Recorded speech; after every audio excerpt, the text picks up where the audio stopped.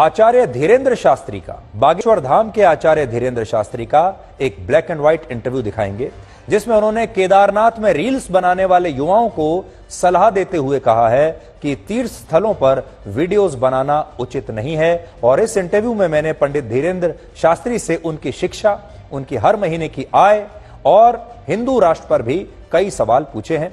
यह पूरा इंटरव्यू आप बहुत जल्द हमारे विशेष कार्यक्रम सीधी बात में देख पाएंगे, लेकिन आज उस इंटरव्यू के कुछ अंश हम आपको दिखा रहे हैं आचार्य धीरेन्द्र शास्त्री के साथ। आपके जीवन को 3 भागों में अगर बांटें, पहला भाग जब आप गुमनामी के दौर में थे, दरिद्रता। दूसरा भाग जब आंशिक रूप से सफलता आपको मिल रही थी, यानी अपने क्षेत्र में आप अच्छा कर रहे थे, बुंदेलखंड में एक धर्मगुरु के तौर पर आपकी पहचान थी। लेकिन ये जो तीसरा आपके जीवन में फेज है, ये हमें लगता है कि सबसे अभी तक अब आप you are shining like a bright star, मतलब आप एक तारे की तरह इस समय चमक रहे हैं। प्रारंभ से लेकर जीवन में अभी तक के लक्ष्य तक गुरु कृपा और हनुमान जी की कृपा है। इन सबका श्रेय बागेश्वर हनुमान जी और हमारे दादा गुरु जी को जाता है। यूं कहें कि उन्होंने निमित्त मात्र हमें चुना है और वो सनातन के लिए कुछ करवाना चाहते हैं तो कर वह रहे, बोल भी वो रहे, बस करने वाले निमित्त हम दिखाई पड़ रहे। तो पहले शायद हम अपने लिए मांगते थे, इसलिए सीमित थे। अब पूरे विश्व के लिए और राष्ट्र सनातन हिंदुओं के लिए मांग रहे, इसलिए शायद लगता है असीमित हो रहे। पिछले 1 साल में आपको अपने अंदर भी बदलाव एक देखने को मिला है।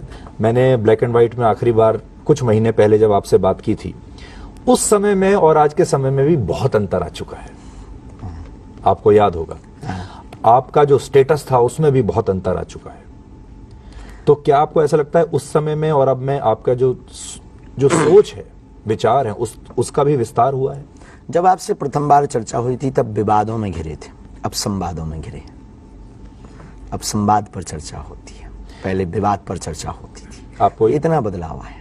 आपको याद होगा जब हमारी पहली मुलाकात हुई थी, आप हमारे साथ लाइव जुड़े हुए थे और हमने कहा था आप you are a good speaker और आप पूछ रहे थे कि इसका गुड स्पीकर का मतलब क्या है?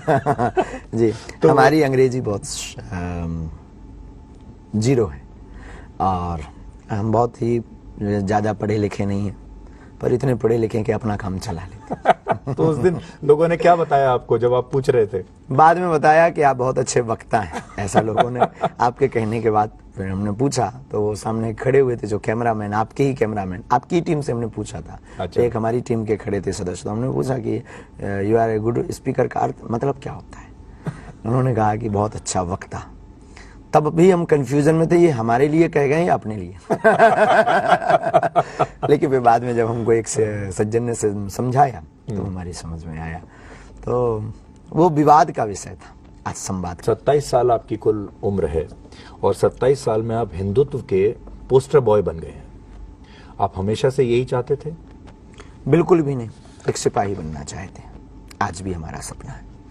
हमें कोई ब्रांड नहीं बनना है, हमें कोई पोस्टर बॉय उनको बनने की ललक होती है जिन्हें यश पाना हो, जिन्हें पॉलिटिक्स में जाना हो, या फिर जिन्हें उसके सदियों तक उस स्थान के नाम की आकांक्षा हो। हमारी ऐसी कोई निजी आकांक्षा नहीं, हमारी सिर्फ एक ही ड्रीम, एक ही लक्ष्य है, सनातन, सनातनी जागृति, सनातनी हिंदुओं में एकता। हनुमान जी को लेकर जो उसका व्यवसायीकरण हो रहा है आजकल, फिल्म वाले फिल्में बेच रहे हैं, नेता राजनीति में बेच रहे हैं, नेता उनके नाम पर वोट मांग रहे हैं, इस पर आपको कैसा लगता है? हनुमान जी के चित्र को बेच करके या चित्र को दिखा करके हम अपनी ब्रांडिंग करें तो ये मूर्खता होगी। हनुमान जी के चरित्र को जीवन में उतार करके लोगों के जीवन में चरित्र पहुंचाएं तो ये हमें लगता है कि बहुत ही अच्छा है। हनुमान जी को विक्रय कर रहे या नहीं कर रहे इस पर तो हम कह नहीं सकते हैं, लेकिन कोई अगर हनुमान जी का नाम धोखे से भी ले रहा है तो अच्छा है, क्योंकि हनुमान जी पवन पुत्र हैं और पवन तो सबको आवश्यक है। आजकल आपने देखा होगा रील्स का जमाना है, वीडियोस का जमाना है। लोग केदारनाथ भी जाते हैं तो वीडियो बनाने जाते हैं, रील्स बनाने जाते हैं। और बहुत बार अब ये मुद्दा हमने भी उठाया था कि जब आप मंदिरों में जाते हैं, खासतौर पर केदारनाथ, बद्रीनाथ, तो आप आस्था की वजह से जा रहे हैं या रील्स बनाने की वजह से जा रहे हैं?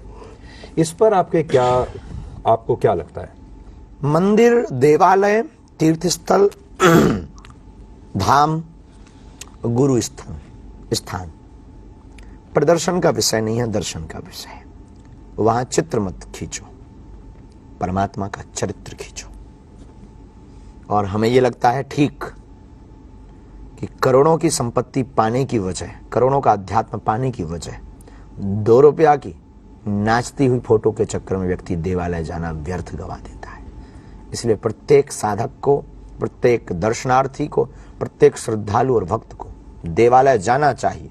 और सनातनी हिंदुओं को शनिवार और मंगलवार तो जाना चाहिए, पर चित्र के लिए नहीं, चरित्र के लिए। फिल्में जो आ रही हैं, बॉलीवुड की जो फिल्में आ रही हैं, उन फिल्मों को लेकर एक के बाद एक कुछ ना कुछ विवाद होता ही रहता है।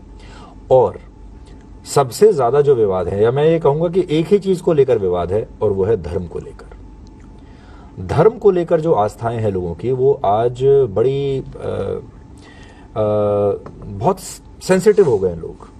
आपने देखा होगा, जब पठान आई उस समय भी लोग बड़े आहत हुए, फिर आदि पुरुष आई उस समय भी लोग बड़े आहत हुए, और अब बात बात पर लोग कहते हैं इस फिल्म में ऐसा, इस फिल्म में ऐसा। हम आहत हो गए। होना चाहिए। हमारे पास जब कोई पढ़ा लिखा आता है और वो कहता है कि आप हमारी समझ से बाहर हैं, तो हमें बहुत प्रसन्नता होती है कि कोई पढ़ा लिखा व्यक्ति हमें समझने आया है। और भारत में अगर कोई समझदार व्यक्ति समझ करके, जाग कर इस प्रकार की बात कर रहा है तो बहुत अच्छा है। फिल्में कई दशकों तक अपनी छाप छोड़ करके जाती हैं। सन 80 से 90 के मध्य में एक फिल्म आई थी, संतोषी माता।